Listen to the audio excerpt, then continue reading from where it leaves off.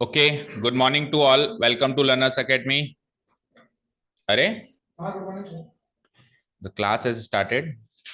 Come back to the class, please, wherever you are. Okay, चलो.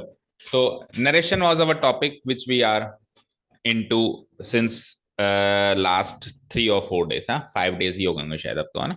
And करीब करीब हम एंड तक आ चुके हैं. लास्ट कुछ कैटेगरीज बची हैं और लास्ट कुछ कैटेगरीज वो बड़ी दुखदाई होती हैं, है ना. दुखदाई इसलिए होती हैं क्योंकि कुछ फिक्स सेट ऑफ रूल्स नहीं है, है ना. देखो, डेक्लेरेटिव में फिक्स सेट ऑफ रूल्स हैं, सेट टू को टोल्ड में बदल दो. इंटेरोगेटिव में भी फिक्स सेट ऑफ रूल्स हैं. इवन इंपेरेटिव में भी करीब करीब फिक्स सेट ऑफ रूल्स है. लेकिन आज जो कैटेगरी है ना, एक्सक्लामेटरी, वो बड़ा ही दुख देगी क्योंकि उसमें फिक्स्ड है ही नहीं कि ये वर्ड तो ये वर्ड, ये वर्ड तो ये वर्ड, है ना.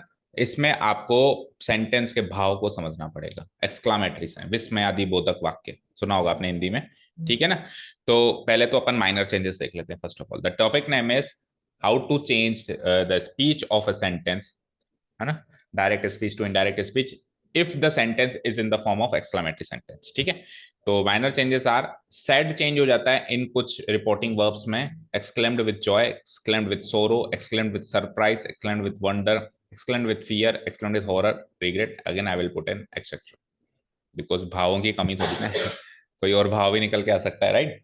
एंड कुछ और वर्ड्स भी निकल के आ सकते हैं. ऐसा भी फिक्स नहीं होगा कि एक्सक्लेम्ड विथ जॉय तो अब कोई भाव के साथ एक्सक्लेम्ड विथ ही लगाना है.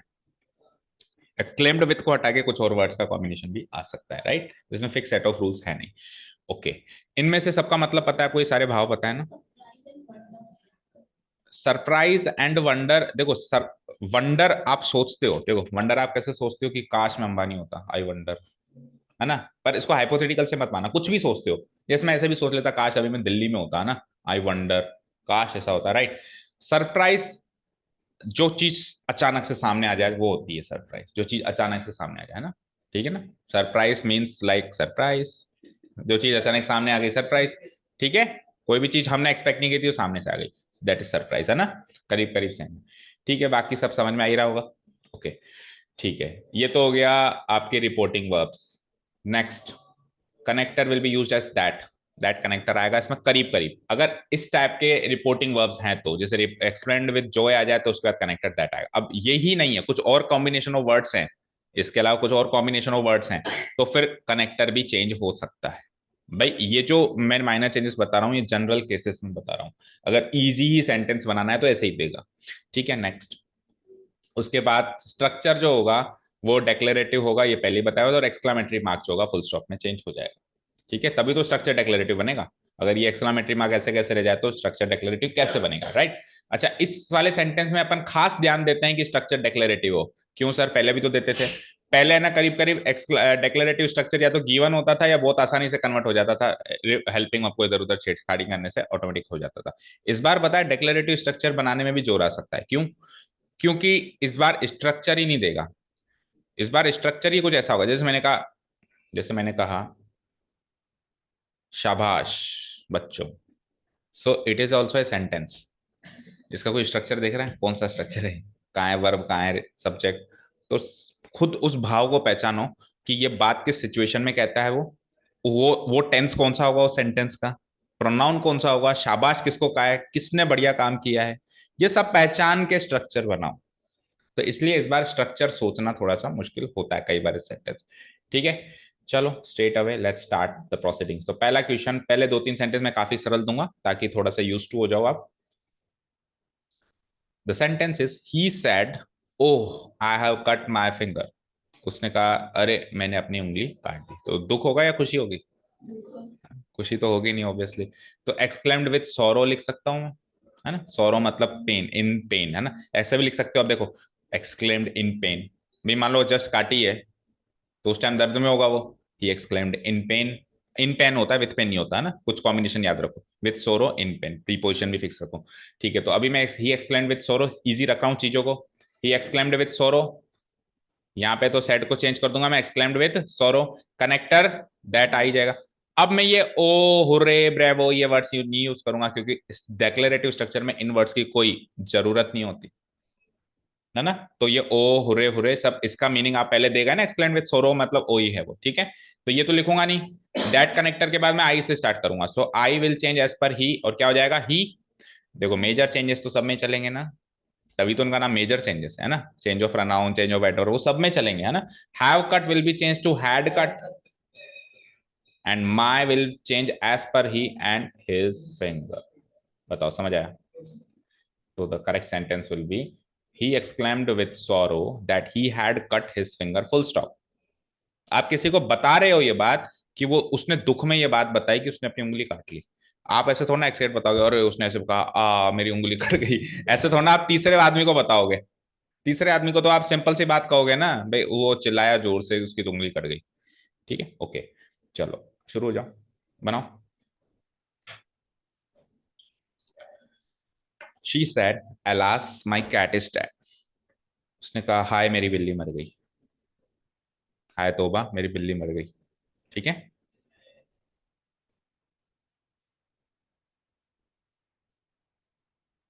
ठीक है।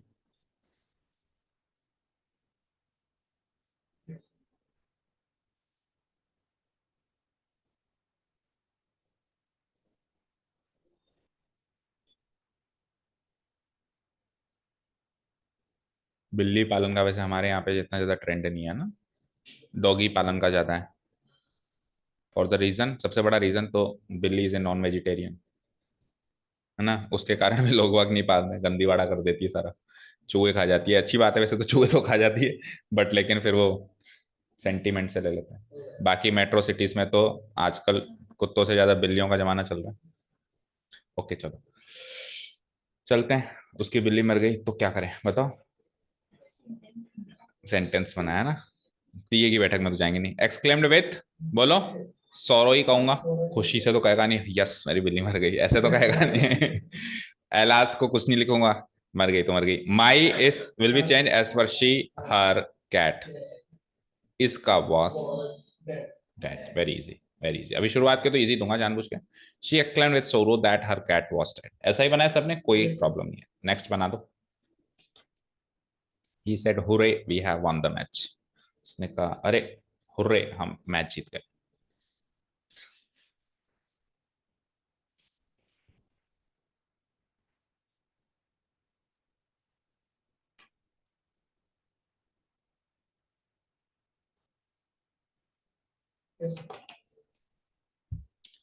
बना लिया।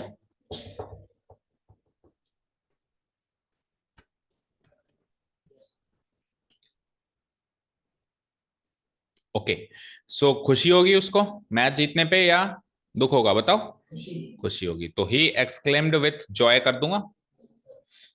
ठीक है ना। दैट, हुर्रे वुर्रे लिखेंगे नहीं अपन, एक्सक्लामेटरी मार्क भी नहीं लिखेंगे। We will change as per he third person, third person की वी प्लूरल है तो ही का प्लूरल दे।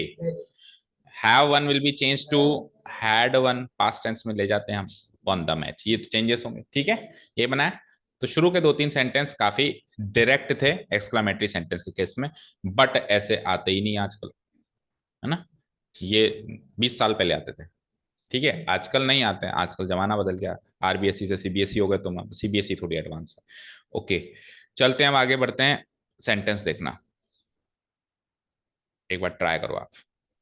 पूरा आया नहीं क्या? वेल डन प्लेयर्स है, करो आप शुरू करो, वेल डन प्लेयर्स, बस इतना ही है। बनाओ बनाओ, वेल डन प्लेयर्स बता रहा हूँ ना, प्लेयर्स। मैंने क्या कहा था कि कोई स्ट्रक्चर नहीं दिखाई देगा। शाबाश खिलाड़ियों, शाबाश, शाबाशी मिल रही है। अब शाबाशी ले लो, बन जाएगा तो शाबाशी ले लेना।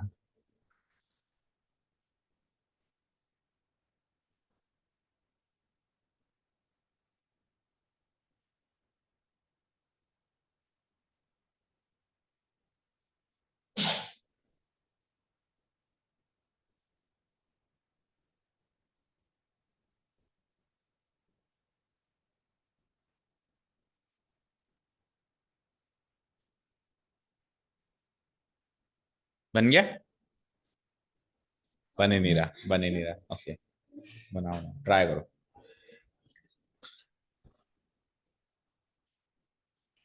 आप ऐसे सोचो, आपने किसी कैप्टन को या किसी कोच को अपने प्लेयर्स को ऐसे शाबाशी देते हुए सुन लिया, भाई वो उनकी टीम मैच खेल के आई, अच्छा खेला उन्होंने, तो उन्होंने कोच ने कहा वेल डन प्लेयर्स।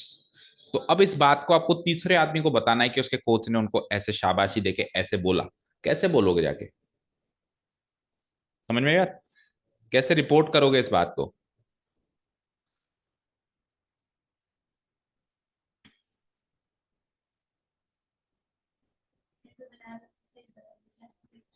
ठीक है। नहीं बैठ रहा? ओके, चलो ट्राई करें। ट्राई करें, ओके, ध्यान से देखना।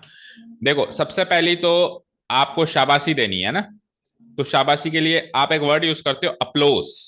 अप्लोस है ना, अप्लोस करने का मतलब होता है, अपलोड करने का मतलब शाबाशी देना, और अप्लोस का मतलब होता है शाबाशी। तो या तो आप ऐसे लिख सकते हो, the captain exclaimed with applause, exclaimed with applause, ठीक है ना। सेइंग दैट, सेइंग दैट, या दैट भी लगा सकते हो, कोई खास फर्क नहीं पड़ेगा। सेइंग दैट, ये कहते हुए उसने अप्लोज के साथ एक्सक्लेम किया। एक्सक्लेम करने का मतलब होता है भाव व्यक्त करना। उसने शाबाशी वाले भाव व्यक्त करते हुए किए, और ये कहा, क्या कहा? क्या कहा उसने? देखो, उसने कहा शाबाश प्लेयर्स, प्लेयर्स को उसने शाबाशी दी। तो उसका कहने का मतलब है कि प्लेयर्स तुमने अच्छा वेल डन किया है, तुमने अच्छा किया है, यही कहने का मतलब है। अच्छा, ये बात कब कहेगा वो? मैच से पहले, मतलब अच्छा करने से पहले, अच्छा करने के बाद? कब कहेगा? बाद। तो अब दो सिचुएशंस कंसीडर करते हैं, या तो जस्ट मैच खेल के आए हैं तब कहेगा, या फिर ज्यादा से ज्यादा एक दो दिन बाद कहेगा। वेल डन तो तभी कहेगा। भाई कोई कहेगा कि सर है ना, जरूरी थोड़ा ना कि उस टाइम मान लो कोच मिला ही नहीं, 2 दिन के बाद भी कह सकता है। पर बहुत ज्यादा फार फ्यूचर में तो नहीं कहेगा, क्योंकि बीच में बहुत सारे मैच निकल जाएंगे, उसमें मान लो उन्होंने बुरा किया तो पिछले 10 मैच पहले की शाबाशी आज थोड़ा ना देगा, है ना। तो या तो नियर पास्ट, या तो नियर पास्ट, या ज्यादा पुराना पास्ट नहीं हो। अब नियर पास्ट के सेंटेंस को सिंपल पास्ट टेंस में बोला जाता है। नियर पास्ट के सेंटेंस को किस में ज्यादा बोला, सॉरी, पास्ट के सेंटेंस को सिंपल पास्ट में बोला जाता है। और जस्ट जो भी खत्म हुआ एक्शन, जस्ट खत्म हुआ है, बस प्लेयर्स खेल के हैं, उसको प्रेजेंट परफेक्ट में बोला जाता है। किसमें बोला जाता है? प्रेजेंट परफेक्ट में। मैं दोनों सेंटेंस बना रहा हूं, मान लो जस्ट अभी मैच खेल के आए हैं, तो सेंटेंस क्या होगा? द प्लेयर्स, ध्यान से देखना, the players have done well. Present perfect में ऐसे ही बनता है, the players have, present perfect का मतलब हैव प्लस वर्ब की third form, have done well. ये प्रेजेंट परफेक्ट का सेंटेंस है, the players have done well. और अगर सिंपल पास का टेंस सेंटेंस बनाया, भाई थोड़ा सा पीछे चले जाए, एक या 2 दिन, द प्लेयर्स ने अच्छा किया था, ऐसे बोलूं मैं, है ना। द प्लेयर्स डन वेल, ऐसे did well, the players did well, ऐसे कहोगे आप। मतलब सिंपल पास में कैसे कहोगे? The players did well. अब आप हैव डन को चेंज करो तो भी हैड डन। प्रेजेंट परफेक्ट किस में चेंज होता है? Had done. और तो और अगर आप डिड को चेंज करो तो भी हैड डन। तो आप इसको किसी भी टेंस का वाक्य मान लो, किसी भी सिचुएशन का वाक्य मान लो, इनडायरेक्ट में तो हैड डन आएगा ही आएगा। दैट द, कर दो change, that the players had done well, that the players had done well. आप ये तो ऐसे ही तो बताओगे तीसरे आदमी को, कि ये कहते हुए उसने शाबाशी दी कैप्टन ने, कि प्लेयर्स ने अच्छा किया था, ऐसे ही तो कहोगे। और कैसे कहोगे? प्लेयर्स ने अच्छा किया था, इस बात को कैसे कहेंगे इंग्लिश में? Players had done well. अगर हैंड टू हैंड खेल के आए हैं, तो सिंपल पास्ट वो भी हैड डन में चेंज होगा, सिंपल पास्ट भी प्रेजेंट पास्ट परफेक्ट में चेंज होता है। और अगर थोड़ा सा पुराना है, वो जो वारदात है वो थोड़ी सी पुरानी भी है लेट से, तो सिंपल पास्ट। तो सिंपल पास्ट को भी आप किसमें कहोगे? पास्ट के किसी भी वाक्य को आप सिंपल पास्ट में ही कहते हो जनरली, ठीक है ना। पास्ट एक्शन को उसी में कहते हो, तो वो भी किस में चेंज हो जाएगा? हेड। दोनों से में चेंज होंगे, ठीक है। ये तो है एक तरीका, है ना। अब इसमें जो एक्चुअल जब ये एग्जाम में आया था, तो जो आंसर माना गया, वो आंसर थोड़ा सा डिफरेंट है इससे, है ना, थोड़ा सा डिफरेंट है। वैसे अगर ये कर देंगे तो गलत नहीं है ना, क्योंकि मैंने क्या कहा, फिक्स सेट ऑफ रूल्स है नहीं। तो जो आंसर माना वो ये था, देखना ध्यान से, एक्सक्लेम्ड विथ एप्लोस को हटा के अपलोस से वर्ब बना दी अपलोड, अपलोड से वर्ब बना दी अपलोड। तो फिर क्या बनेगा? The captain uploaded. Second form लिखोगे ना, जैसे एक्सक्लेम की सेकंड फॉर्म लिखी, तो इधर ध्यान दे प्रियांशु, क्या हो जाएगा? The captain uploaded. अब अपलोड वर्ब का एक रूल है कि अपलोड किसको कर रहे हो वो बताना पड़ता है। तो अपलोड प्लेयर्स को कर रहे हैं, शाबाशी किसको दे रहे हो बताना पड़ता है। तो मैंने क्या लिखा था, captain applauded the players, players को शाबाशी दी। ठीक है, कोई दिक्कत नहीं है saying that as it is.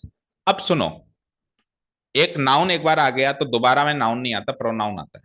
आता है, तो द प्लेयर्स आ गया तो फिर से द प्लेयर्स नहीं आएगा, अब की बार दे आएगा। So this was the answer which CBSE board या जहां पर भी ये सेंटेंस आया था उन्होंने इसका आंसर माना। दोनों सेंटेंस नोट डाउन कर लो।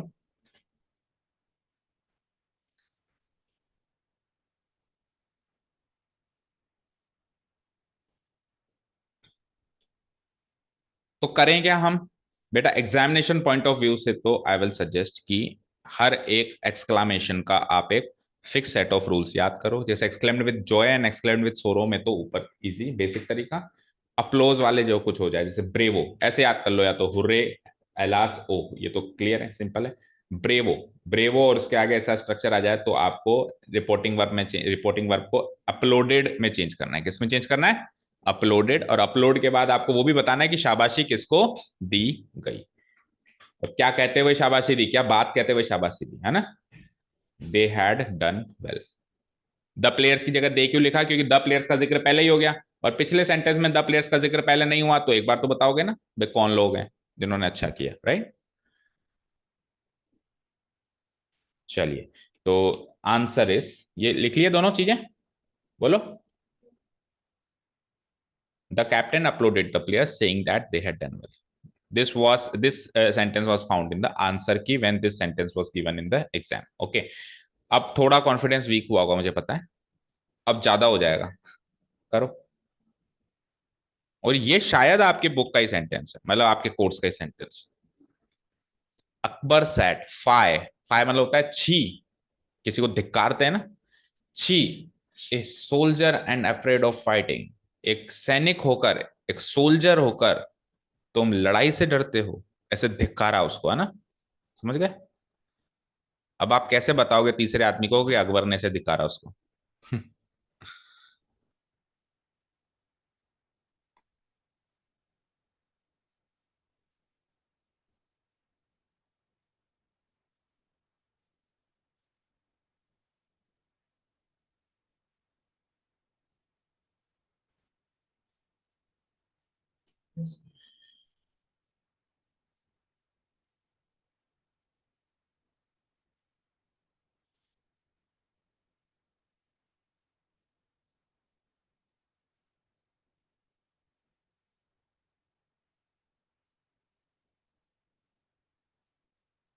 चलो शुरू करें, धिक्कारना उसको,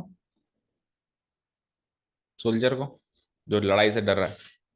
ठीक है, मैं कैसे कह सकता हूं जब आप लोग एग्जाम टेस्ट में बंक मारते हो, fie a student and afraid of test. हाँ, स्टूडेंट होके टेस्ट से डर रहे हो, किसी काम के नहीं हो फिर तो तुम स्टूडेंट, राइट। ओके, चलो। तो अकबर ने कहा, अकबर सेट, तो जब भी हम धिक्कारेंगे तो उसको इंग्लिश में कहते हैं कर्स। क्या कहते हैं, कर्स, CURSE, कर्स, है ना। तो इसका एक सेंटेंस ये बन सकता है कि Akbar exclaimed with curse, exclaimed with, भाई एक्सक्लेम्ड विथ के आगे आप भाव लगा दो, ये तो हमेशा सदाबहार एक रामबाण आखिरी में ऑप्शन है आपके पास, ये तो हमेशा लगा दिया करो, है ना। ये तो हमेशा आंसर माना, क्योंकि आपका सब्जेक्टिव पेपर है तो वो गलत नहीं कर सकता। ये ऑब्जेक्टिव पेपर में बड़ी दिक्कत आती है कि एक्सक्लेम्ड विद कर्स तो है ही नहीं ऑप्शन में, तो फिर दूसरे ऑप्शंस होते क्या क्या है वो भी याद रखने पड़ते हैं। आप तो नहीं भी याद रखो तो एक्सक्लेम्ड विद कर्स लगा देना, है ना, एक्सक्लेम्ड विद लगा देना और जो भी भाव है वैसा लगा देना, सिंपल सा लॉजिक है आपके लिए, ज्यादा दिक्कत है नहीं। तो एक्सक्लेम्ड विथ कर्स, और वही सेइंग दैट या दैट, सेइंग दैट भी लगा सकते हो आप, सेइंग दैट कहीं भी लगा सकते हो ना, इसमें इधर भी लगा सकते हो, सेइंग दैट, ये कहते हुए उसने एक्सक्लेम किया, ये कहते हुए एक्सक्लेम किया, एक्सक्लेम करने वाला भाव व्यक्त किया ना। Okay, saying that. अब क्या कहना चाहता था, मतलब मैंने अगर सपोज करो आई एम अकबर और मैंने कहा छी, सोल्जर होकर लड़ाई से डरती हो, तो मैं कहना क्या चाहता हूं, अकबर कहना क्या चाहता है, क्या कहना चाहता है कि सोल्जर को लड़ाई से नहीं डरना चाहिए। क्या उसने उसी सोल्जर के लिए कहा, क्या उसने सोल्जर्स की सारी पूरी कास्ट के लिए कह दिया, सोल्जर की पूरी जाति के लिए कह दिया कि सोल्जर जाति को तो लड़ाई से डरना चाहिए ही नहीं। तो इस बात को इंग्लिश में कैसे कहेंगे कि सोल्जर को लड़ाई से नहीं डरना चाहिए, a soldier should not be afraid of fighting. Soldier, moral obligation दे दी ना सोल्जर की, कि सोल्जर की मोरल ड्यूटी ही ये होती है कि लड़ाई करना। तो ए soldier should not B, should not be afraid of fighting. देखो, अकबर का ध्यान ये नहीं था कि तुम क्यों डर रहे हो, अकबर का ध्यान ये नहीं था। अगर अकबर का ध्यान ये होता पर्टिकुलरली भाई तुम क्यों लड़ाई से डर रहे हो, तो वो उस आदमी का नाम लेता या यू यूज करता। उसने क्या लिखा, a soldier and afraid of fighting. That mean soldier को लड़ाई से नहीं डरना चाहिए। अगर तुम सोल्जर नहीं होते और तुम लड़ाई से डर रहे होते तो कोई बात नहीं, पर तुम सोल्जर हो और तुम लड़ाई से डर रहे हो, ये नहीं होना चाहिए। तो सोल्जर को लड़ाई से नहीं डरना चाहिए। कैसे कहेंगे हम इंग्लिश में, ट्रांसलेशन कैसे करेंगे? मैंने कहा इसको इंग्लिश में ट्रांसलेट करो कि एक सोल्जर को लड़ाई से नहीं डरना चाहिए, ऐसे ही कहोगे, ए soldier should not be afraid of fighting. ये ज्यादा ज्यादा मस्ट यूज कर लोगे, ज्यादा फोकस करना है, soldier must not be afraid of fighting, ज्यादा से ज्यादा। भाई मस्ट में क्या होता है, एक ऐसी चीज हो जाती है जो करनी ही करनी है, और शुड में क्या हो जाता है, एक ऑप्शन मिल जाता है, मतलब मोरल ड्यूटी बन जाती है शुड में।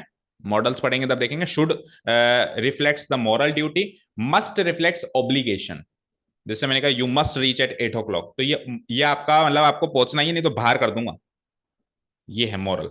सॉरी, मस्ट में तो ऑब्लिगेशन आ गई, कंपलसरी रूप से कोई चीज थोप दी गई, है ना। और शुड में मॉरल ड्यूटी है कि you should reach on time, you should, अब आपकी मॉरल ड्यूटी है, कहते रहो नहीं करोगे, पता है ना।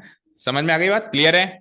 तो ए soldier should not be afraid of fighting. अब मस्ट तो वो लगा नहीं सकता, क्योंकि ऑब्लिगेशन कैसे डालेगा, उसको डर लग रहा है तो क्या उसके अंदर घुस के थोड़ा ना उसका डर निकालेगा, लग रहा है तो लग रहा है, ठीक है। और दूसरा सुनो, बाकी सब सेम रहेगा, बाकी सब सेम रहेगा। कर्स के सेंटेंस में जो रिपोर्टिंग वर्ब है, जैसे अपलोज के केस में रिपोर्टिंग वर्ब ये अलाउ करी, मतलब ये ऑथेंटिकेट मानी गई, है ना, ये ऑथेंटिकेटेड रिपोर्टिंग वर्ब मानी गई, तो एक्सक्लेम्ड विद कर्स तो चलेगा ही चलेगा, ये तो सदाबहार ऑप्शन है ही सही, एक्सक्लेम लगा दो और भाव लगा दो। इसके अलावा जो ऑथेंटिकेटेड रिपोर्टिंग वर्ब मानी गई वो थी कर्स्ड एंड एक्सक्लेम्ड। क्या कहा मैंने, कर्स्ड एंड एक्सक्लेम्ड। पहले धिक्कारा बाद में भाव व्यक्त किया ठीक है, कर्स्ड एंड एक्सक्लेम्ड, एक फिक्स सेट ऑफ रूल्स बना दिएगा भाई, कर्स के लिए हम ऐसे कहेंगे और अपलोड के लिए हम कैसे कहेंगे, ठीक है। तो दोनों सेंटेंस अगेन लिख लो, ठीक है। कर्स एंड एक्सक्लेम्ड, बाकी सब सेम है ना, बाकी सब same. That a soldier should not be afraid of fighting. Okay, चलें आगे। That a soldier should not be afraid of fighting, चलें, बोलो, लिख लिया, नोट डाउन हो गया। Okay, he said how beautiful the scene is, ये भी एक्सक्लामेटरी मार्क है। शी सेड, उसने कहा, how beautiful the scene is, कितना सुंदर नजारा है, how beautiful the scene is.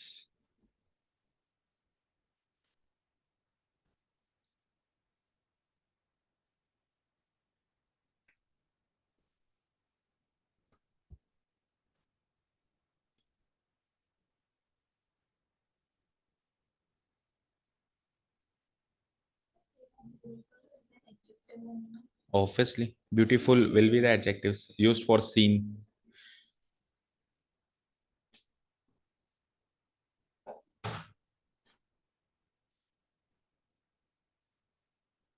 Okay, शुरू करें, करें। ओके, क्या बनाया, चलो बताओ, प्रियांशु बोलो। जॉय, कितना सुंदर नजारा है, सरप्राइज, वंडर भी लगा सकते हो, सरप्राइज या वंडर है। जब भी हाउ से सेंटेंस है ना, हाउ ब्यूटीफुल, तो सरप्राइज हो रहा है भैया, इतना सुंदर नजारा है ना, तो सरप्राइज को कभी तो काम में लोगे, इसी में काम लेंगे, है ना। तो सरप्राइज करो पहले, तो उसको या वंडर कर सकते हो, आगे बोलो। That the scene was beautiful, आप बोलो Konika. It was a very beautiful scene. Okay, आप बोलो। हम्म, वॉज ब्यूटीफुल, ठीक है, चलो देखो, वैसे आपका सही है देखा जाए तो कोनिका, बस थोड़ा सा एक चेंजेस कर सकते हैं, और आप दोनों में एक कमी है, करीब करीब आप दोनों का सेम ही है, आपका और आपका सेम ही है, एक कमी है। तो सुनो, रूल से रूल पढ़ लेते हैं एक बार, इसके ऊपर रूल आ रहा है, चेक करो, पढ़ो, अपने अपने आप से पढ़ो, खुद से पढ़ो ताकि याद हो।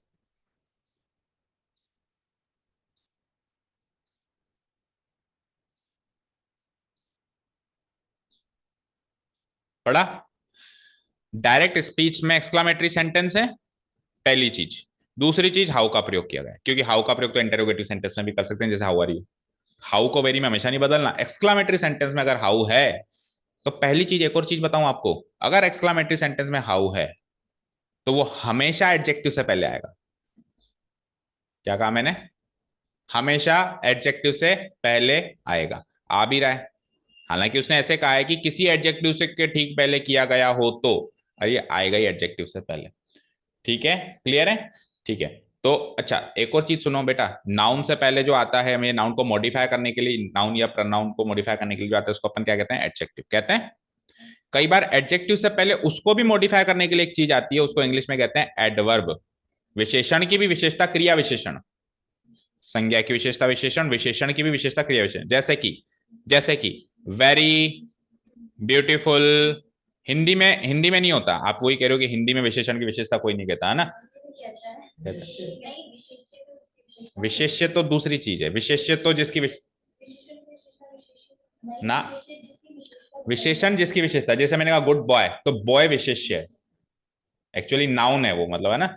विशेषण की विशेषता क्रिया विशेषण कहता है, ऐसे मानो आप। सुनो मेरी बात सुनो, हिंदी में नहीं कहता है, इंग्लिश में कहता है। हिंदी में नहीं कहता है, इंग्लिश में कहता है। ठीक है। तो वेरी, ब्यूटीफुल, सीन, देखो भैया, सीन इज द नाउन, उसकी विशेषता बताने वाला ब्यूटीफुल एडजेक्टिव। और सुंदरता को भी फिर मॉडिफाई कर दिया, बहुत सुंदर है, तो ये बहुत वर्ड सुंदरता के लिए है, सुंदरता वर्ड सीन के लिए है, जो जिसके लिए है, ऐसे देखो। तो ये क्या बन जाता है? ये क्या बन जाता है? एडवर्ब बन जाता है। क्या बन जाता है? ये एडवर्ब। तो मैं ये कह सकता हूं कि एक्सक्लामेटरी सेंटेंस में हाउ हमेशा एडवर्ब की तरह आता है। कहूंगा तो गलत होगा क्या? बताओ, हाउ किसके लिए है? ब्यूटीफुल के लिए। ब्यूटीफुल किसके लिए है? सीन के लिए। ये नाउन, नाउन की विशेषता बताने वाला वो एडजेक्टिव, और एडजेक्टिव को भी मॉडिफाई करने वाला या उसकी इंटेंसिटी बताने वाला क्या हो गया? मेरा एडवर्ब हो गया। क्या याद रखोगे? एक्सक्लामेटरी सेंटेंस में हाउ जब भी आएगा तो it will be used as an adverb. It will be used as an adverb, और एडवर्ब को बदल के एडवर्ब ही बनाया जा सकता है। और सबसे सदाबहार, दुनिया का सबसे सदाबहार एडवर्ब है वेरी। दुनिया का सबसे सदाबहार इंग्लिश में एडवर्ब है, इंग्लिश लैंग्वेज में वेरी। इससे और भी है, ऐसा नहीं है, बट सबसे सदाबहार एडवर्ब क्या है इंग्लिश में? Very, VERY, very. बहुत को किसी भी विशेषण के आगे लगाया जाए, जैसे बहुत खुश, बहुत सुंदर, बहुत अच्छा, बहुत बुरा, बहुत बदमाश, बहुत लंबा, बहुत बड़ा, बहुत छोटा, किसी भी विशेषण को आप बहुत से इंटेंसिफाई कर सकते हो, है ना? सबसे सदाबहार। तो हम क्या कर देंगे, इसीलिए उसने क्या कर दिया, हाउ को वेरी में परिवर्तित कर दिया। अब देखो, चलते हैं। तो शी एक्सक्लेम्ड विथ सरप्राइज तो कर ही दिया होगा आपने, है ना? अब देखो, हाउ ब्यूटीफुल को तो मुझे पता है, मैं हाउ को चेंज करके वेरी करने वाला हूं। ठीक है ना? अब आपने कहा इट वॉज, है ना? तो देखो, पहली बारी में प्रोनाउन यूज नहीं करना चाहिए, पहली बार में नाउन को ही यूज करना चाहिए। The scene was very beautiful. और डेक्लेरेटिव स्ट्रक्चर में पहले सब्जेक्ट आएगा, बाद में वर्ब आएगी, और उसका फिर जो भी कॉम्प्लीमेंट आप यूज कर रहे हो, वेरी ब्यूटीफुल। ठीक है, आपने वेरी नहीं लगाया, और आपने क्या किया, द सीन को इट से करके और बाद में ब्यूटीफुल सीन कर दिया। वैसे इतना ज्यादा गलत भी नहीं था वो, बट हम कोशिश करेंगे फर्स्ट टाइम हम हमेशा नाउन को यूज करें, सेकंड टाइम अगर उसके लिए कुछ आए तो प्रोनाउन को यूज करें। ठीक है। So the sentence is, she exclaimed with wonder या surprise that the scene was. एक और बनाओ इसी कैटेगरी का। He said how beautiful she is, उसने कहा वो कितनी सुंदर है।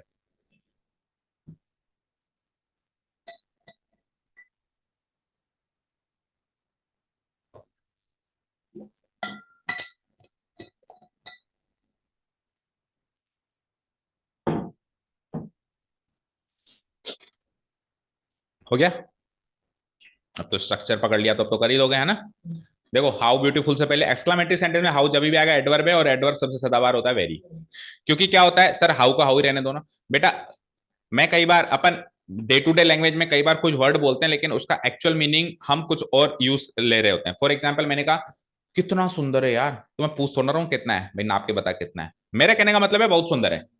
जैसे अपन कई बार कहते हैं ऐसे कौन करता है यार, तो मैं क्वेश्चन एक्चुअली पूछ थोड़ा रहा हूँ, मैं बता मेरे को कौन करता है। मेरे कहने का मतलब है ऐसे कोई नहीं करता है। मेरे कहने का मतलब है ऐसा तो कोई नहीं करता है, लेकिन मैं उसको पूछ कैसे रहा हूँ, ऐसे कौन करता है यार, है ना? समझ में आई बात? तो यहाँ पे हाउ का मतलब पूछ नहीं रहा हूं भाई नाप के बता भाई कितना ब्यूटीफुल है वो, उसको कोई इंटेंसिफाई करके बता। मेरे कहने का मतलब है बहुत सुंदर है। तो जब आप इनडायरेक्ट स्पीच में कहोगे तो आप एक्चुअल बात कहोगे, आप नहीं कहोगे कितना सुंदर, आप कहोगे बहुत सुंदर। ओके, तो बोलो क्या बनाया? ही एक्सक्लेम्ड विद सरप्राइज या wonder, anything you can use. That she was very beauty, she इसका शी वॉज, और how beautiful will be, how will be change to very, fix है एक्सक्लामेटरी सेंटेंस में, how will be change to very, और 100% उसके बाद adjective आ रहा होगा, 100% उसके बाद एडजेक्टिव। ठीक है, अब इस हाउ की जगह कई बार व्हाट आता है, जैसे what A shot, what A shot बनाओ, कोशिश करो एक बार, एक्सक्लामेटरी सेंटेंस में हाउ की जगह व्हाट आ जाए तो क्या करेंगे, है वही सरप्राइज, है ना, हाउ एंड व्हाट है वही सरप्राइज, आगे क्या करेंगे उसको, व्हाट ए घासली साइट इट इज, कितनी डरावना नजारा है, घासली मतलब होता है डरावना, है ना, और साइट मतलब नजारा, कितना डरावना नजारा।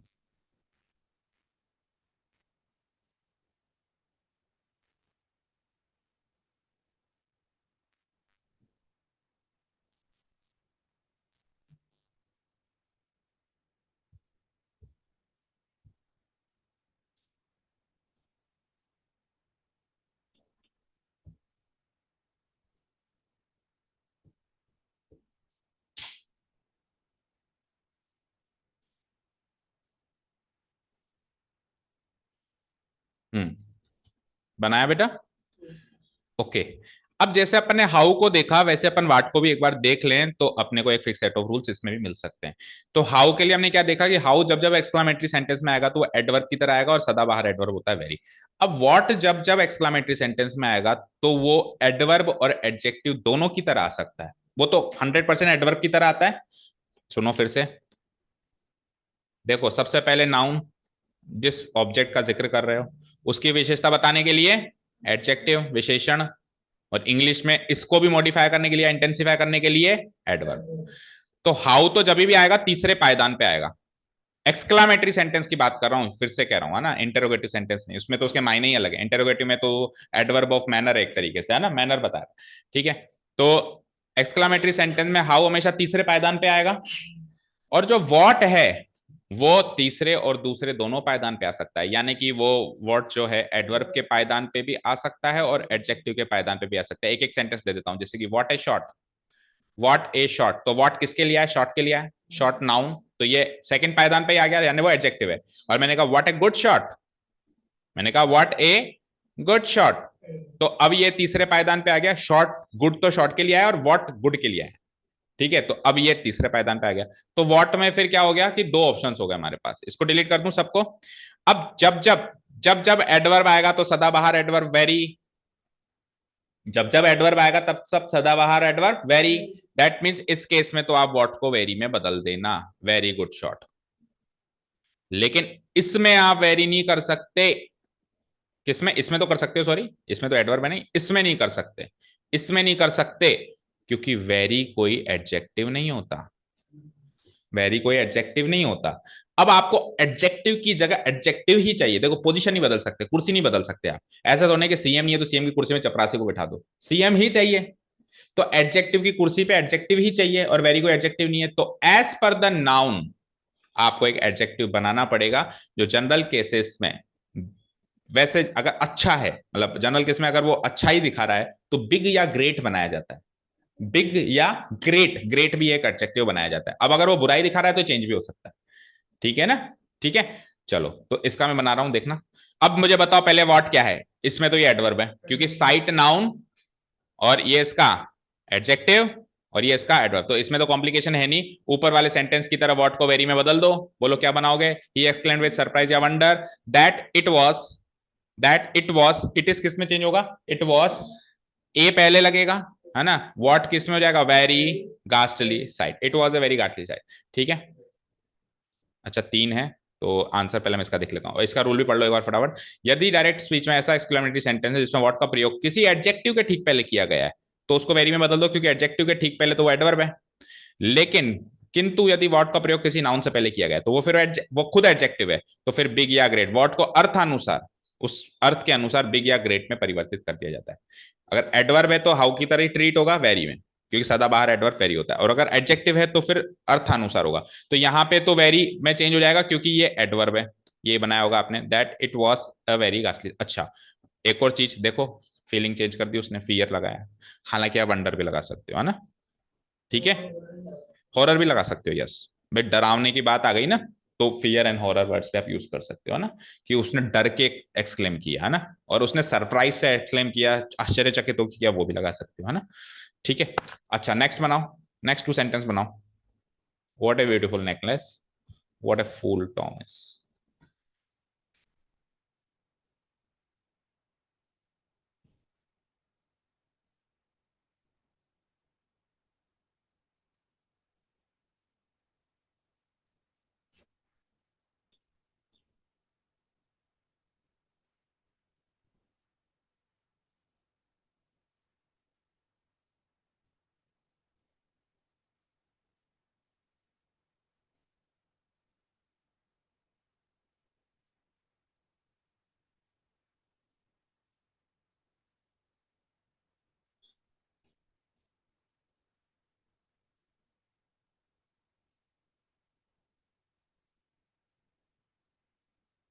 हो गया।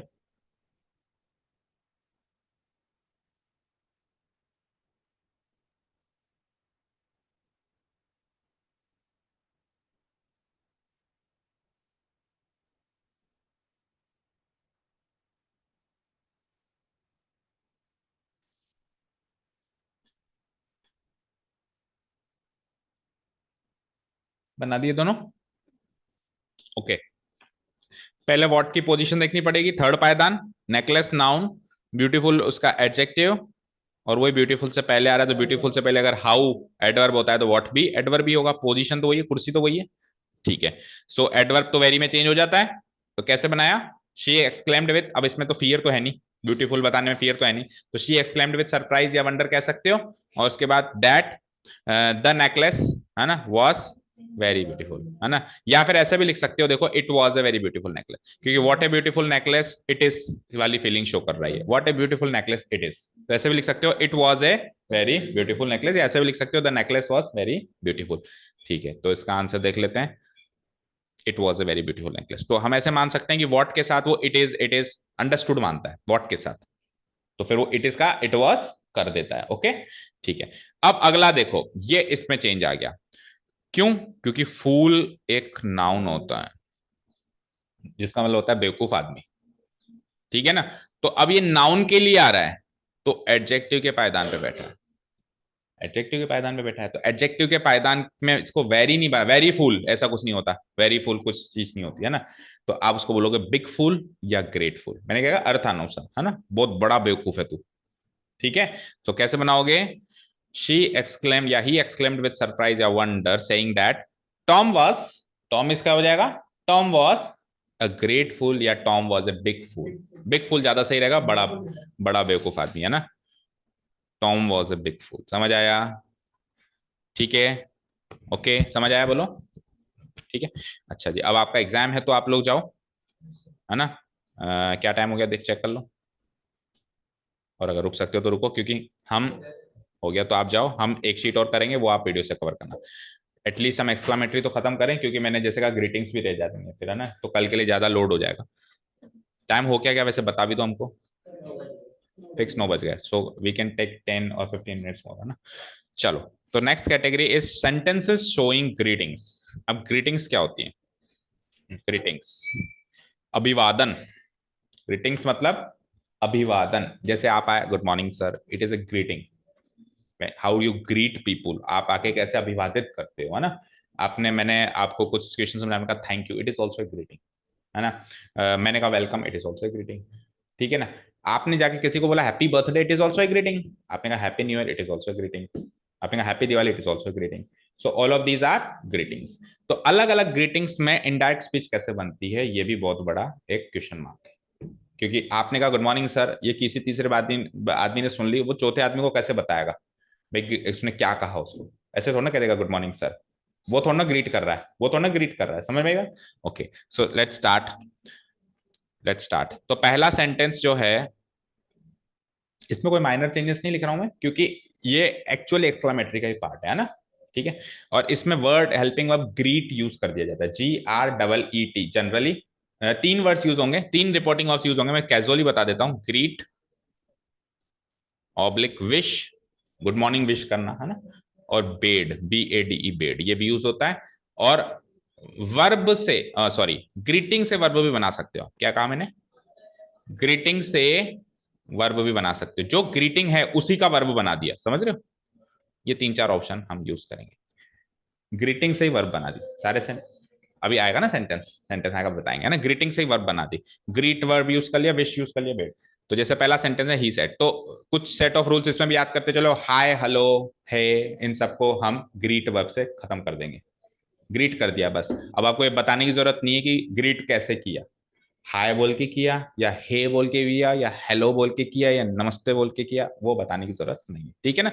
सो he said hello sir, he greeted his sir. बस उसने अपने सर को ग्रीट किया, हेलो बोला, हाय बोला, ये बोलने की जरूरत नहीं है ना। ठीक है। और फिर इंटेरोगेटिव का चड़का है, तड़का है इसमें, मतलब दो टाइप ऑफ सेंटेंस का कॉम्बिनेशन है ना। एक तो ग्रीटिंग वाला, और ग्रीटिंग वाला करीब करीब कॉम्बिनेशन में आता है, क्योंकि ग्रीट करके थोड़ा बोलोगे हाय सर, आगे तो बोलोगे आगे बोलोगे नहीं बोलोगे, कुछ पूछोगे, कुछ बताओगे या कुछ तो करोगे। तो ग्रीटिंग के साथ करीब करीब इंटेरोगेटिव या इन सब का कॉम्बिनेशन आपको एग्जाम में मिल सकता है, तो आपको दोनों यूज करना है। तो देखो, सबसे पहले मैं क्या लिखूंगा, ही। सेड का क्या हो जाएगा, ग्रीटेड। और ग्रीटेड किसको किया उसने, आप ऐसे भी लिख सकते हो, ही के हिसाब से उसने अपने सर को किया, तो हिज सर भी लिख सकते हो, एंड हिज टीचर भी लिख सकते हो। भाई आपको फीलिंग आ रही है कि हाँ वो उसका टीचर है, क्योंकि जनरली अपन सर टीचर को कहते हैं ना स्टूडेंट लाइफ में, तो है ना। वैसे तो सर किसी को भी कह सकते हैं, आप कंपनी में काम करने जाओ बॉस को भी सर ही बोलोगे, बट है ना, अभी आप स्टूडेंट लाइफ हो, एग्जाम दे रहे हो, तो यू आर ए स्टूडेंट, तो आप कंसिडर करोगे ही ग्रीटेड हिज टीचर, है ना। और नहीं तो सर भी लिख दो तो कोई दिक्कत नहीं है ना। एंड आगे कनेक्ट करें। अब हाउ आर यू के हिसाब से आस्क्ड आएगा, आएगा। और किससे पूछा वो बताना जरूरी है क्या, मुझे बताओ। आस्क्ड के बाद ऑब्जेक्ट लगाना जरूरी है कि नहीं, बताओ, यस और नो। सुनो, जरूरी तो नहीं है। जरूरी तब होता है जब अंदर सेकंड पर्सन प्रोनाउन हो, it will change as per the object. बताया था एक सेंटेंस मैंने, भाई अंदर अगर यू दिखाई दे सेकंड पर्सन प्रोनाउन, तो वो ऑब्जेक्ट के अकॉर्डिंग ही तो चेंज होगा, ऑब्जेक्ट लगाना पड़ेगा। इसलिए अगर यू नहीं होता तो कोई जरूरी नहीं था, अगर यू नहीं होता अंदर तो कोई जरूर, तो अंदर पूरी नजर रखनी, चौकन्ना रहना है ना। अंदर यू बैठा है तो इधर मेरे को ऑब्जेक्ट लगाना है। पूछा भी उसी से ही, तो पूछा भी उसी से ही, तो हिज टीचर बार बार थोड़ा ना कहूंगा, प्रोनाउन किसके लिए बने आखिर, आस्क्ड हिम और हर। अगर आप मेल मानते हो अपने टीचर को तो his, otherwise you can take. बेटा ये हिज ही की ही के लिए, ये हिज ही के लिए अपना टीचर है ना। यहाँ पे हिज, इधर शी होता तो इधर हर होता है ना। अब ये टीचर जो है कॉमन जेंडर का नाउन है, इट कैन बी मेल और फीमेल, तो आप यहाँ पे हिम या हर दोनों लगा सकते हो, वो गलत नहीं कर सकता, है ना। ठीक है, और क्या पूछा वो बताना है आपको। तो वो हाउ आर यू का जैसे चप्पन चेंज करते हैं, हाउ कनेक्टर आएगा, बताओ। कनेक्टर क्या आ जाएगा, हाउ। और आर यू कैसे चेंज करोगे, पहले यू लिखोगे, एस एस पर द हिम और हर वो चेंज होगा, अगर आप हिम मानते हो तो ही, और अगर आप हर मानते हो तो शी। और आर किस में चेंज हो जाएगा, was. Full stop. He greeted his teacher and asked him how he was, या asked her how she was। समझ आया?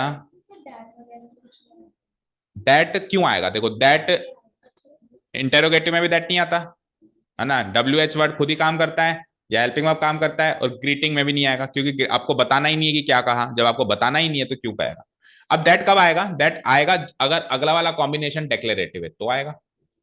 अगर मान लो यहाँ पे टोल्ड होता, तो टोल्ड के बाद यहाँ पे जो कनेक्टर होता वो दैट आता ना। अब इंटेरोगेटिव में कनेक्टर दैट आता ही नहीं है। अभी अगले सेंटेंस आएंगे जिसमें कॉम्बिनेशन में डेक्लेरेटिव आएगा, तो फिर दैट आएगा, ठीक है।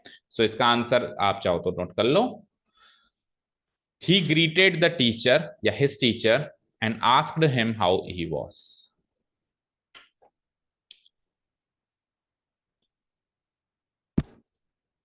ठीक है, चले नेक्स्ट। ओके। अब अपने सबसे कॉमन विशेष जो अपन इंडियंस यूज करते हैं generally, good morning, good afternoon, good evening and good night, है ना। उन चारों को लेते हैं एक एक करके। So first one is Ravi said to me good morning. सोचो जरा, कोशिश करो।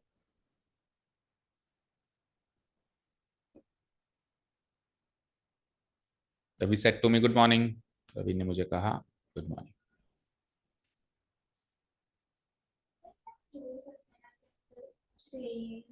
हाँ हाँ, सोच सकते हैं ना, मैंने बताया ना आपको।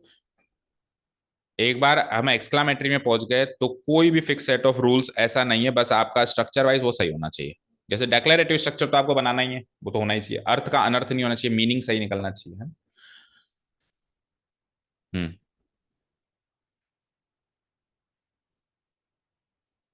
हम्म। बोलो क्या बनाया Nitisha? Greeted me. Ravi greeted me. आगे? बस दैट्स इट। ठीक है। अब सुनो, इन चार के fix set of rules. Good morning, good afternoon, good night, और गुड बाय और बाय, ये भी इसमें लो है ना। तो पढ़ लो पहले, आप रूल पढ़ लो। और इसमें बताना पड़ता है कि गुड मॉर्निंग बोला है कि गुड इवनिंग बोला। हाय हेलो नहीं बताना पड़ता, but good morning, good afternoon, good evening, bye ये सब बताना पड़ेगा। ओके। तो आपको गुड मॉर्निंग का भी जिक्र करना है आपकी रिपोर्ट में कि ऐसा कह के उसने ग्रीट किया। ठीक है। तो rule is, for good morning, good afternoon and good evening, इन सब में अपन सेट को विश करते हैं। अच्छा, गुड नाइट में क्यों नहीं करते? इसलिए नहीं करते, good morning, good afternoon and good evening are the greetings जो तब बोले जाते हैं जब आप किसी से मिलते हैं। जब आप किसी से मिलोगे एज पर the time of the day, आप या तो गुड मॉर्निंग विश करोगे, जैसे आप अभी मान लो अभी आए तो गुड मॉर्निंग विश किया। अगर मान लो मैं दोपहर में क्लास रखता हूँ तो आप गुड आफ्टरनून विश करते हो, और इवनिंग में जब आप मैथ्स की क्लास के लिए आते हो तो आप गुड इवनिंग विश करते हो। अगर मैं रात को जैसे 7 बजे भी बुलाऊंगा तो भी आप गुड इवनिंग बोलोगे, आप सर गुड नाइट।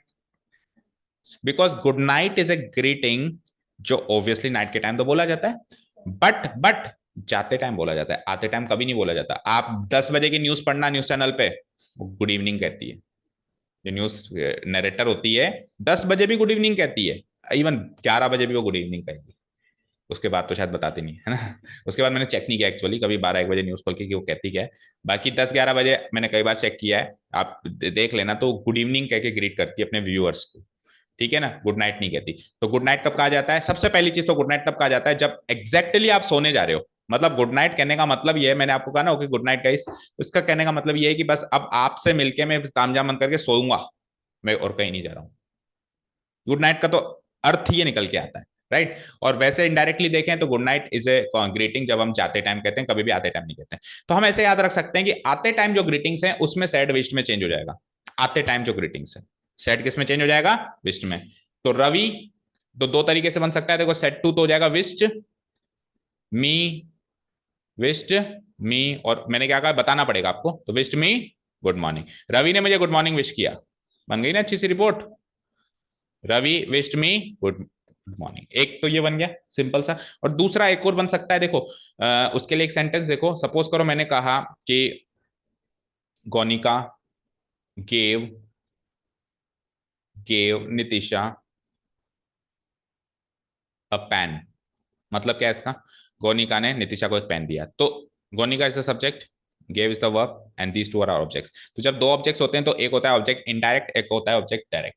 तो it is object indirect, it is object direct. तो पहले अब पूरी डिटेल में मैं नहीं जा रहा हूं अभी, है ना, सकर्मक अकर्मक क्रिया में सिखाया जाता है। तो ऑब्जेक्ट इनडायरेक्ट अगर पहले आ रहा है तो वो ऐसे कैसे आ जाता है, जैसे Nitisha a pen me good morning. Receiver is indirect, और जिसको जो चीज रिसीव होती है वो होता है डायरेक्ट। तो रिसीवर कौन है? दिशा प्राप्त करता है, उसको क्या मिला? पेन मिला। लेकिन इनका अगर कॉम्बिनेशन हमने उल्टा यूज कर लिया तो कर सकते हैं, बट बीच में टू प्रीपोजिशन आ जाता है, और इवन प्रीपोजिशन चेंज भी हो जाता है। जनरली टू प्रीपोजिशन आता है, 2 या 4 आता है जनरली, पर ज्यादा जो जनरल केस में बात करें तो 2 आता है। तो इसको कैसे चेंज कर सकते हैं? A pen to Nitisha, a pen to Nitisha. अभी भी सेंटेंस सही है, पढ़ो, अभी पढ़ो। Nitisha, Gonika gave a pen to Nitisha. अब डायरेक्ट ऑब्जेक्ट पहले आ रहा है, इनडायरेक्ट बाद में आ रहा है, तो ये का ये कॉम्बिनेशन हम यहाँ यूज कर सकते हैं। इसमें दो ऑब्जेक्ट्स हैं, me is the object indirect and good morning is the object. तो कैसे कहेंगे? Ravi wished good morning to me, ऐसा भी कह सकता हूं। ठीक है, समझ आया? Ravi wished good morning to me, या Ravi wished me good morning. So मैं डायरेक्ट दो सेंटेंस आंसर ही बता देता हूँ, चलते हैं आगे। Ravi wished me good morning and Ravi wished good morning. ठीक है, ये बनाओ। हाँ, Ravi greeted me, by saying नहीं कहेंगे, सेइंग ही कहेंगे, सेइंग गुड मॉर्निंग, है ना। ठीक है, ऐसे बना सकते हो, but fix set of rules करें तो हम सेट को विश में चेंज करेंगे। ग्रीट वर्ब हम जनरली तब यूज करते हैं जब जब ग्रीटिंग एनोनिमस हो। एनोनिमस मतलब पता नहीं हो। अब हाय हेलो को अपन एनोनिमस ही रखेंगे, है ना। ओके। इसका कारण ये है क्योंकि हाय हेलो है ये इंग्लिश डिक्शनरी के वर्ड्स ही नहीं है, ये चलते फिरते वर्ड्स हैं। हे, ऐसा कोई वर्ड होता है क्या? हे, ये तो हमने व्हाट्सएप से बनाया है। पहले तो हेलो ही चलता था, ये हाय भी व्हाट्सएप से बनाया हुआ है या जनरली से बनाया हुआ है। तो फिर हम एनोनिमस रखेंगे तो इसलिए हम ग्रीट वर्ड यूज करेंगे। बाकी good morning, good afternoon, these are the English words dictionary. ये तो जन्मांतर से, जब अपन पुराने 200 साल पुरानी भी देखेंगे, अंग्रेजों के जमाने की भी वीडियो देखेंगे, तो उसमें भी वो मिलते थे तो गुड मॉर्निंग गुड आफ्टरनून बोलते थे ना, लेकिन वो हाय हेलो नहीं बोलते थे उस टाइम। ठीक है, okay. We said many many happy returns of your birthday, obviously birthday wish है ये। तो अब जो बर्थडे विश है उसको तो विश ही कहोगे। तो वी विश्ड, हमने क्या विश किया उसको, मैनी मैनी रिटर्न्स, पूरा पूरा बताओगे आप कैसे। तो वी विश्ड किसको किया। अब देखो योर आ रहा है यहाँ पे, तो योर जब भी आ जाए तो आपको ऑब्जेक्ट बनाना पड़ेगा। कुछ भी बना दो जो आपके हिसाब से, लेकिन जैसा बनाओ उस हिसाब से प्रोनाउन चेंज करना। हिम बना रहे हो तो हिम के हिसाब से चेंज करना, हर बना रहे हो तो हर के हिसाब से चेंज करना, यू बना रहे हो तो यू के हिसाब से चेंज करना। ठीक है ना। और मी बना नहीं सकते, क्योंकि वी मी को कैसे विश करेगा। ऑब्जेक्ट भी बनाना आप ऐसे नहीं बना सकते, वी विश्ड मी, है ना। वी सेड टू मी ऐसे नहीं बना सकते, वी सेड टू यू भी बना सकते हो कि हमने तुम्हें विश किया, है ना। खुद खुद कैसे विश करेगा। तो बताओ, हिम या हर बना दे, हिम बना दे। So it will be like we wished him. ठीक है, कैसे विश किया, many many happy returns of your का हो जाएगा his birthday. Many many happy returns, your will change as पर, इधर जो हिम आ रहा है उसके अकॉर्डिंग चेंज होगा, तो क्या हो जाएगा हिज बर्थडे। तो we wished him many many happy returns of his birthday. We wished him many many happy returns of his birthday. ठीक है, okay next. He said to me good morning, I have come to consult you. तो अब greeting plus declarative structure है। जैसे ऊपर greeting plus वो था interrogative, अभी ये ग्रीटिंग प्लस डेक्लेरेटिव। करो ट्राई, ट्राई करो।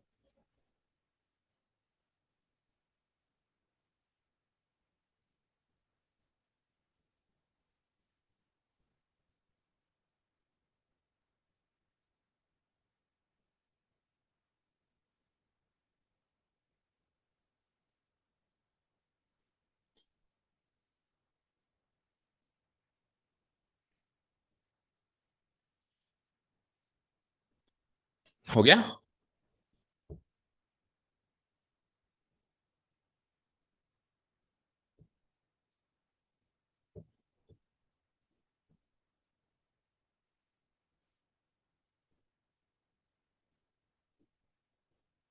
हो गया, ओके लेट्स सी।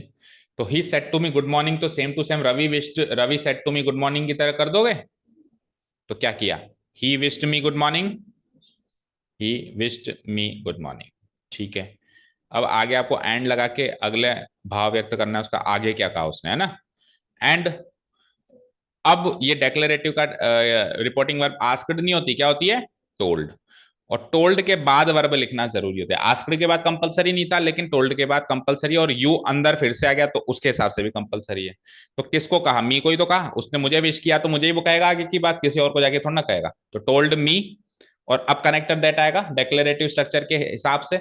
आई किसके अकॉर्डिंग चेंज होगा, ही के हिसाब से। तो आई का क्या बन जाएगा, ही। दैट ही, हैव कम किस में चेंज हो जाएगा, हैड कम टू कंसल्ट, और यू किसके अकॉर्डिंग चेंज हो जाएगा, मी के हिसाब से, सेकंड पर्सन के हिसाब से मी हो जाएगा। ठीक था ये तो, है ना। तो ही विश्ड मी गुड मॉर्निंग, पहला सबसे पहले आते उसने गुड मॉर्निंग विश किया, और आगे मुझे बताया, इंफॉर्मेशन दी मुझे कि वो मुझसे कंसल्ट करना है, कुछ विचार विमर्श करना है, कोई सलाह मशवरा लेने आया है। ठीक है, we he wished me good morning and told me that he had come to, ऐसे ही आया था। ठीक है नेक्स्ट, ये बनाइए। She said goodbye friends, she said goodbye friends, उसने कहा गुड बाय।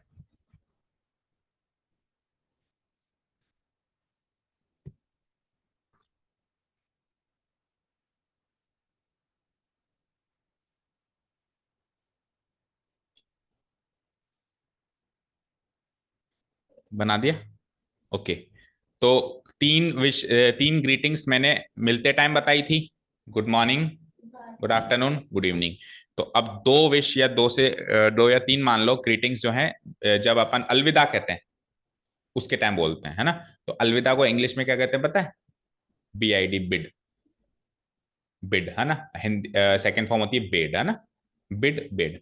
ठीक है, तो अलविदा के लिए हम विश्ड नहीं कहेंगे, बिड या बेड, बेड कहेंगे obviously second form, reporting of past tense में कहेंगे। तो कब कब कहेंगे, तो गुड नाइट में फिक्स है, फिक्स हो गया, गुड नाइट तो जाते टाइम ही कहेंगे हमेशा। और एक गुड बाय या बाय, गुड बाय या bye. The rule says let's read the rule first. Good night, goodbye, farewell.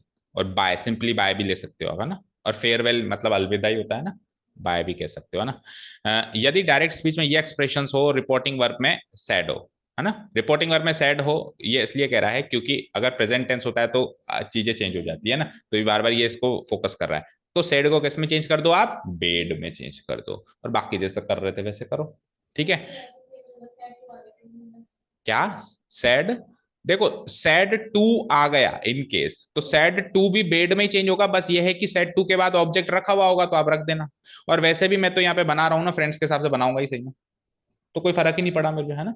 इन चीजों का फर्क पड़ता है डेक्लेरेटिव सेंटेंस में, है ना, यहाँ पे उस चीज का खास फर्क नहीं पड़ता। तो बोलो शी, सेड का क्या कर दिया मैंने, बेड। अब किसको बेड किया उसने, फ्रेंड्स को, तो खुद के फ्रेंड्स को करा, और शी के हिसाब से हर फ्रेंड्स।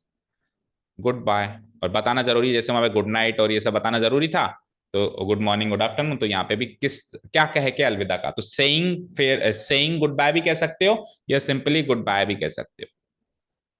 फुल स्टॉप लगाना मत भूलना, exclamatory mark will be change to full stop. ये सारे एक्सक्लामेटरी सेंटेंसेस के टाइप्स चल रहे हैं। ठीक है, तो she bade her friends goodbye, ठीक है, शी बेड हर फ्रेंड्स। या फिर जैसे उसमें था गुड मॉर्निंग के आगे टू, मतलब डायरेक्ट और इनडायरेक्ट ऑब्जेक्ट को चेंज कर दिया, गुड बाय ऑब्जेक्ट डायरेक्ट है, हर फ्रेंड्स इनडायरेक्ट है, तो अगर मैंने चेंज कर दिया गुड बाय पहले लिखे हर फ्रेंड्स, तो बीच में क्या आ जाएगा, टू हर फ्रेंड्स। ठीक है, सेम टू सेम वही रूल।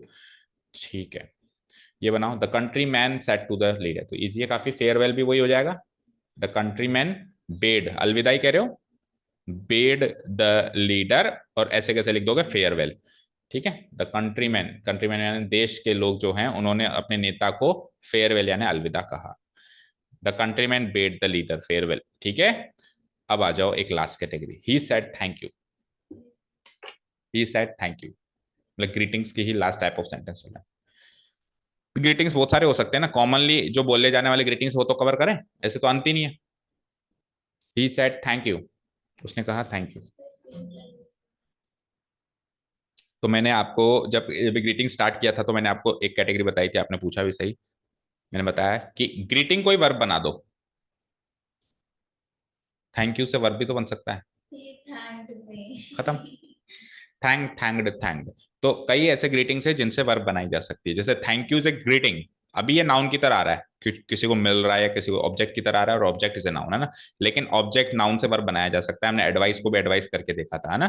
ठीक है, सो क्या हो जाएगा, ही थैंक्ड, और अगर नहीं गिवन है भाई, ही सेड टू यू होता तो मैं ही थैंक्ड यू लिख देता, या he thanked to, he thanked कुछ भी नाम लिख देता, लेकिन कुछ भी नहीं गिवन है, तो हम बाई डिफॉल्ट क्या मानते हैं कि वो बात मुझे कही जा रही है, क्या मानते हैं कि वो बात मुझे कही जा रही है।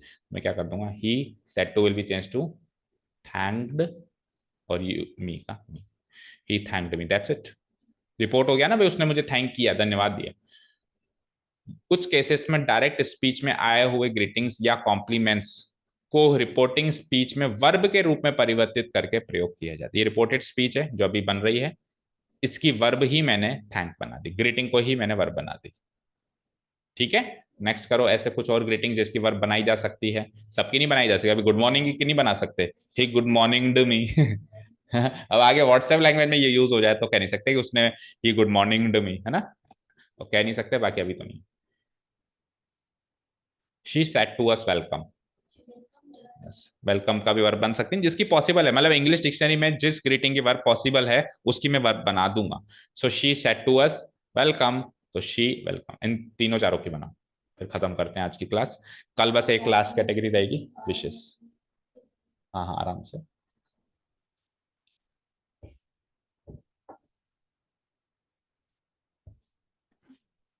He said to me congratulations, हाँ, ये तो बना दिया आपने, she said to us welcome यानी शी वेलकम्ड अस। ठीक है, he said to me congratulations, याद रखना जब भी ये नाउन की तरह आएगा, नाउन चैप्टर में पीछे सीखा था हमने, कॉन्ग्रेचुलेशंस, विशेष, फेलिसिटेशंस, थैंक्स, ये सब प्लूरल फॉर्म में आएंगे, है ना, जब नाउन के फॉर्म में आएंगे। आप कभी भी किसी को कॉन्ग्रेचुलेशन कहते हो तो गलत कहते हो, आपको क्या कहना चाहिए, कॉन्ग्रेचुलेशंस। ठीक है ना, आप कहोगे कि मेरी तरफ से तेरे को विशेष हैं, प्लूरल फॉर्म में आएगा, फेलिसिटेशंस हैं, रिगार्ड्स, रिस्पेक्ट्स, अपनी मम्मी को मेरा रिस्पेक्ट्स देना, अपन कहते हैं रिस्पेक्ट देना, गलत है, रिस्पेक्ट्स देना। अगर ये सारी चीज किसकी तरह आएंगी, नाउन की तरह आएंगी, सीखा था नाउन में। ठीक है, लेकिन अगर ये वर्ब की तरह आएंगी तो वर्ब बनेगी कॉन्ग्रेचुलेट, कॉन्ग्रेचुलेटेड, कॉन्ग्रेचुलेटेड। तो सेकंड फॉर्म में क्या बन जाएगा, ही कॉन्ग्रेचुलेटेड मी। ठीक है, ये बनाना जरा। He said to me, he said to Ram fool, उसने राम को कहा बेवकूफ। अब फूल्ड का मतलब बेवकूफ बनाना होता है, उसने बेवकूफ बनाया थोड़ा ना, उसने उसको कहा। देखो अगर मैं लिख दूंगा ना ही फूल्ड राम, अगर मैं लिख दूंगा ही फूल्ड राम, ही फूल्ड राम, तो फूल एक वर्ब है, मैं मना नहीं कर रहा हूं कि नहीं है, बट इसका मतलब क्या होता है, मीनिंग नहीं चेंज होना चाहिए ना। इसका मतलब होता है कि बेवकूफ बनाना, तो इसका मतलब क्या हो गया, ही ने राम को बेवकूफ बनाया। तो ही ने राम को बेवकूफ बनाया नहीं है, बेवकूफ तो कहीं और से बन के आया, उसने तो केवल उसको बुलाया कि बेवकूफ आदमी है तू, उसने तो उसको बुलाया है। तो बुलाने को कहते हैं कॉल। ठीक है, ही कॉल्ड राम अ फूल, उसने राम को एक फूल कह के बुलाया, बेवकूफ कह के बुलाया। ठीक है, अब देखो यहाँ पे जब एडजेक्टिव होता है ना कोई, तो फिर आर्टिकल नहीं आता, लेकिन फूल एक नाउन है, अभी अभी बताया मैंने आपको। तो नाउन के लिए हम डिटर्मिनर के रूप में आर्टिकल ए यूज करते हैं ना। तो ही कॉल्ड राम अ फूल, उसने राम को एक बेवकूफ कह के बुलाया। ठीक है, अब सुनो, अगर अगर यहां पर टैक्सी होता तो क्या करते, ही सेड टू राम, मान लो राम टैक्सी ड्राइवर है, राम टैक्सी ड्राइवर है, जा रहा है, उसने कहा टैक्सी। ही, अब आप ऐसे लिखोगे ना ही कॉल्ड राम है टैक्सी, तो फिर अर्थ का अनर्थ होगा, उसने राम को टैक्सी कह के बुलाया, राम थोड़ा ना टैक्सी है। He called Ram for taxi, very good, उसने राम को बुलाया, कॉल किया टैक्सी के लिए, फॉर टैक्सी, है ना। तो ऐसे अपन अर्थ पकड़ेंगे और लगाएंगे। ठीक है, समझ आया। सो दैट इज इट, हमने करीब करीब सारे ग्रीटिंग्स कवर कर लिए हैं। विशेष, सॉरी, विश्ड में चेंज कर देते हैं, बेड में चेंज कर देते हैं, ग्रीटेड वर्ब यूज कर लेते हैं, कॉम्बिनेशन के हिसाब से आगे आस्क्ड या टोल्ड लगा देते हैं, या फिर कॉम्प्लीमेंट की ही वर्ब बना देते हैं, और मीनिंग के अकॉर्डिंग कॉल्ड भी लगा सकते हैं, है ना। ठीक है, अब एक कैटेगरी रहती है, that is full and final, the last one, अभी आई नहीं, विशेष वाली, है ना, मे गॉड ब्लेस यू वाली। ठीक है, वो लास्ट कैटेगरी है, और उसके बाद फिर कुछ मिसलेनियस रूल्स हैं, वो थोड़े से ही हैं, मतलब वो 10-5 मिनट का काम है, मतलब कल एनी हाउ हम इस चैप्टर को खत्म कर ही देंगे, इजीली कवर कर देंगे। ठीक है, और फिर देखेंगे परसों क्या शुरू करना है, देखेंगे परसों टेस्ट ले लेंगे, फिर उसके अगले दिन शुरू कर देंगे। ठीक है, okay, thank you so much for listening to us, have a nice day, keep learning and bye.